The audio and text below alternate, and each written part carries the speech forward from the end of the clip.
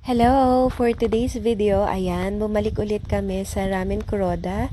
Dito na ulit sa SM City Marikina. This time, umorder naman ako ng basic bento. Ang pinili ko namang ramen is Aka Ramen.